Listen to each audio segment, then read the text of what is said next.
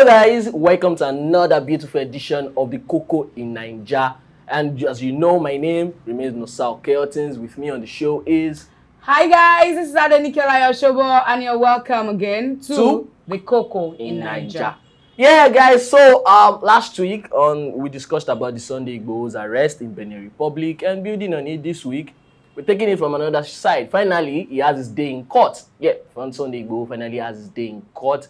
And in court, going by what the statement his lawyer has made, he has said Sunday Igboho, while in court, had said he had committed no crime, he had committed no offense, which is the reason. But though, because he has defended his people, the Yoruba race, the government of the Federal Republic of Nigeria is after his life in the protection of the Fulani herdsmen. Now, the question is, or if there is no question to this, to think about all of these, our own points and our own arguments about this. Really, has he committed no offense? Well, for me, according to the Constitution, every citizen of Nigeria has the free will of association, of making their agitations known, of, some certain demands. So he's demanding for a Yoruba nation, he's demanding for the freedom of his people, he's demanding that his people not be killed. He has become their agitator for them, their activist. So, well, I feel, is that criminal? Before I come and say... Well, going by some of the statements made by his lawyer in court, after his lawyer did speak to the press, said, Sunday Igboho said, after he was questioned by the Benin Republic judge, Justice Lawal, saying he had committed no particular offense. He had committed no crime, and that he had not been invited by the Nigerian government, by the police, by the DSS. At no point he had never been invited to come speak his case and reasons for inciting violence. And if he was never invited, if he never got to the police station, there is no way he could have been charged to court. And if he's not charged to court, there is no way to say that, okay, he has been convicted for committing a particular crime. Yeah. But I think Sunday Igboho is trying to play smart with all of this by saying he has committed no offense. Going by what the Nigerian government is, I'm not trying to defend the Nigerian government, but we know he has been moving around, making certain kind of statements, certain kind of speech, and which has become vile and in a bit can arouse the consciousness of certain people to say they want to fight against the government. Some of these things might incite violence. There was disturbance at some point in Idiroko when he and his people went there, and there was statement that they wrestled ammunitions from these people, and which the Nigerian government have also come out to say the ammunition that was found in his house were actually custom registered ammunition. So, but I'm not the judge here, so I can't say yes. He's still in court. It's not even yet in court in Nigeria. It's still in Benin court anyway. And then I want to build on what you said, that the ammunitions found in his house were registered, this and that, and those. He also said that everything the government said about him and against him, everything they leveled against him, are all false.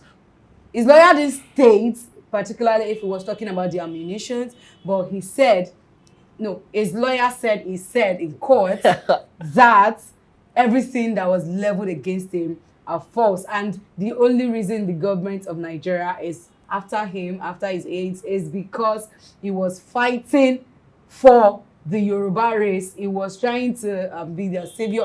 That is my own word now. That is your word, their protector, their savior. The hero. Okay, that's the word.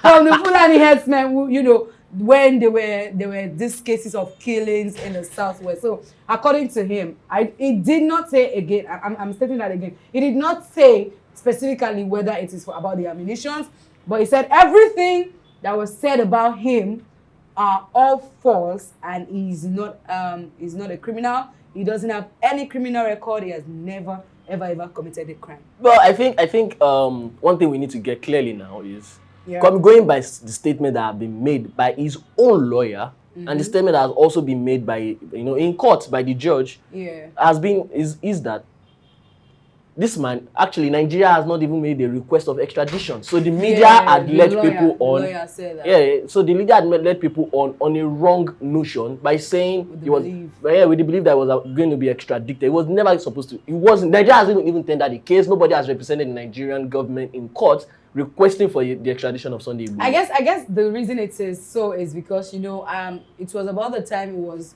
declared wanted. That of course, he was declared wanted. He escaped and then went in hiding and escaped to Nigeria to Benin. Yeah, so the very first perception in people's head is that, so because he was arrested, many people did not even know the reason he was arrested at first until later when they started reading and listening to the news, and they say, okay, it was because he did. So you're saying the media has misinformed people? Well, I'm not going to say the media specifically. Of course, it's the media that carries this news about, but I'm not going to say the media specifically. What comes to mind most of it was what was on all of the dailies on the front pages of dailies across the country. Of course, that is what I am saying. So Nigeria tries to extradite Sunday Igboho back. Nigeria and then there's this I can't remember the report now that said the former chief of army staff wrote Benin Republic security agencies that they should bring him back to Nigeria. With a private jet flown anyway, his lawyer has also given a statement now that all of those things are false. So just to also chip in on that, on the former chief of army staff. Currently, we have seen in the news that the chief of army staff has met with the president of Benin Republic. Frank Talon is currently the chief of army staff. Buratai is actually Lieutenant Colonel, so you shouldn't. Lieutenant General Buratai is actually in Benin Republic to meet with the French president, ambassador of Nigeria to Benin. So what exactly are they discussing? Well, we are not privy to that information. So we leave that to people to discuss. But back to the point on the fact that this man, actually, we also probably need to inform people, and maybe we are mistaken on the case that it is extradition. Now, Sunday Igboho escaped to Nigeria because he's wanted in Nigeria. He's now a political fugitive. He's currently in Benin. Now, what happened in court, according to what his lawyer has revealed, has said that the judge who's on his case has said, okay, you are not arrested. Thank you. You are not arrested for whatever crime or offense in Nigeria, whether he did them or not. We're not. But why we are arrested? Because you have breached certain Benin rules, which is you got into our country illegally. How did you come into the country? Where have you been in this country? Where did you stay? And who helped you? Breach our security. You want to know all of this information to know how you got into the country and why are you trying? How did you get your passport, the Benin Republic passport, and you want to use our country to travel?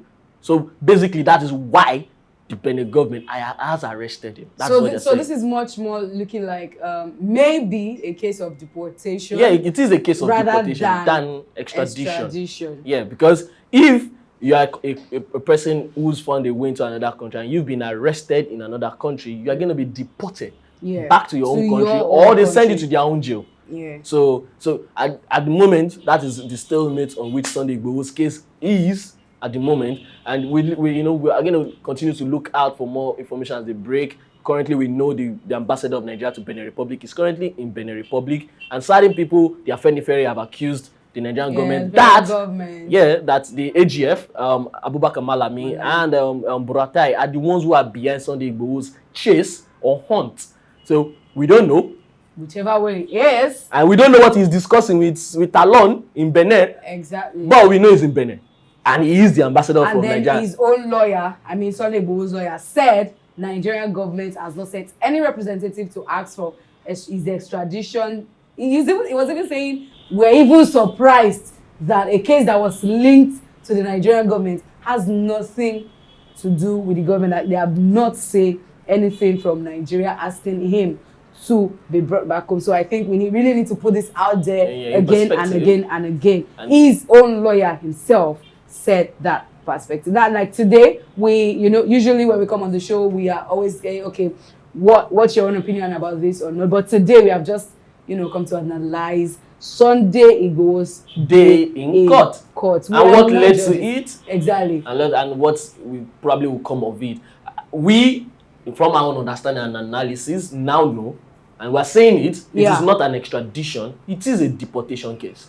Because no, can we say it is the deportation case? Yes, right now? it is. Can we say it is, because if it was an extradition case, it shouldn't be in court being tried in a He would Benin have court. rather been They brought brought back here back to to Nigeria. So face it is his a trial. deportation case that is okay. currently going on Sunday Igboho. Now, there might be other angles to this when the Nigerian government finally gets involved and probably wants their citizen back in their own country for him to be tried for the offenses that he has been alleged with.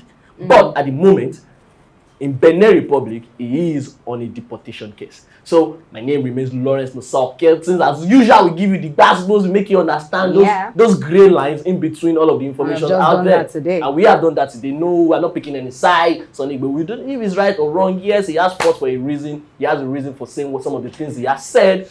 Because like one of my professors would say, he says one person's freedom fighter is another person's rebel. So Sunday Igboho, a freedom fighter, a rebel, a political fugitive. We will get to know gradually as the case proceeds. My name remains Nosal Keltins, and this is the KOKO in Naija. Thank you so much for staying tuned to us today. Thank you for listening. Thank you for watching. Remember to like, to share, to subscribe to our YouTube channel, and then to give your comments in the comment section. I remain Adenike Layo Shobo. Thank you so much. See you some other time.